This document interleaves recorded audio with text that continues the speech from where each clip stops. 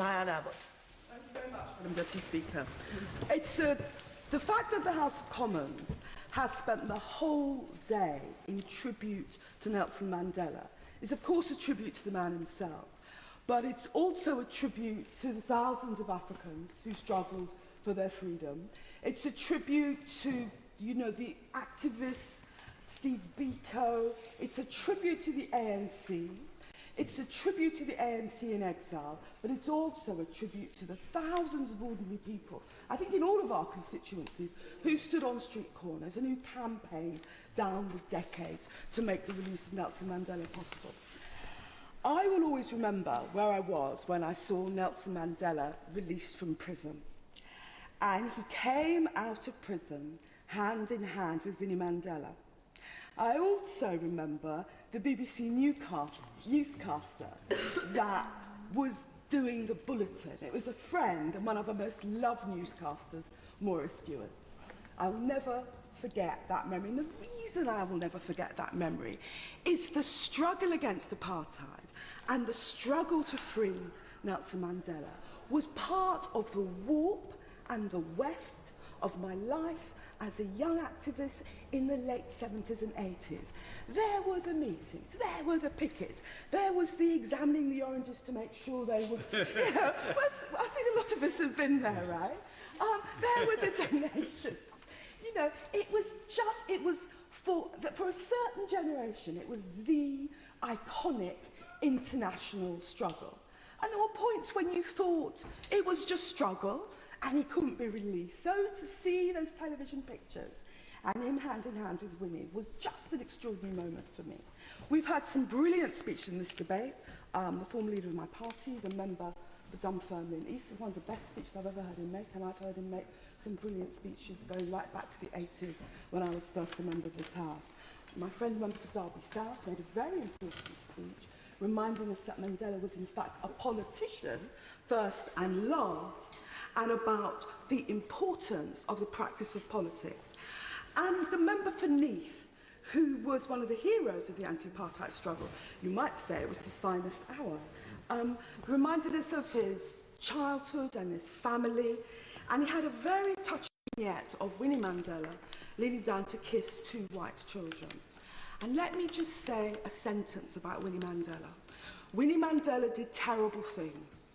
Terrible things were done in her name, but nobody who was active in the anti-apartheid movement in the 80s will forget her courage and beauty at the height of her powers. She endured the long years in internal exile. She endured 18 months of solitary confinement, parting from her children.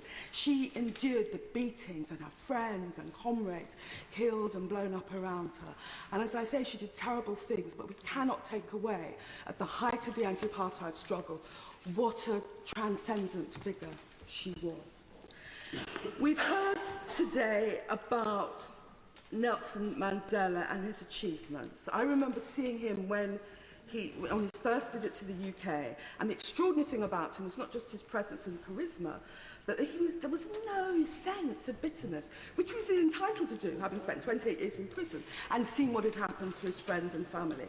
And it was, as we've heard, that nobility of purpose that enabled him, and I think it was a signal contribution to drive through a peaceful transition to majority rule without the bloodshed that so many people prophesied. He also, and it's a lesser thing, but a very important thing, he stood down after one term. Because only more leaders in countries around the world were prepared as he did to let go of power. We live in an era which despises politicians. We live in an era where political, just the word political, is a term of abuse. We live in an era when too many young people believe that voting changes nothing. But I was privileged to be an election observer for those very first elections, the first elections where black people could vote. And I remember leaving the centre of Johannesburg and driving all the way up to Soweto, because Soweto was kind of on the edge of Johannesburg. We got there for 6 o'clock, but there had been people queuing for hours. And when the polling station opened, I saw figure after figure go into the polling station, mark that very long and complicated ballot paper, then they stepped to the ballot box. And very many of them, as they stepped to the ballot box, they looked round. They looked to either side as if even then someone was going to say to them, not you, you're not allowed to vote. It was being an observer at those elections which taught me the value of the ballot, that people can struggle and die for the right to vote. Nelson Mandela and anti-apartheid resonated with me as a young black woman just getting active in politics. He resonated because he taught me, the anti-apartheid struggle taught me I was part of something international. It resonated with me because it taught me it was, in the end, about moral purpose.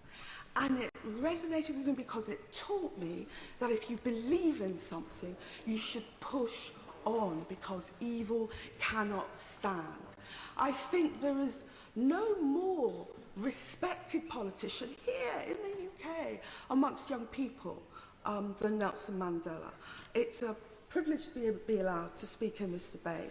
And if people can only believe what Nelson Mandela and the anti-apartheid struggle believed, that actually you can alter your reality. It is worth getting involved. It is worth understanding the issues. It is worth a struggle. If people can only believe that it is possible to alter your reality, I believe our politics will be so much more enriched.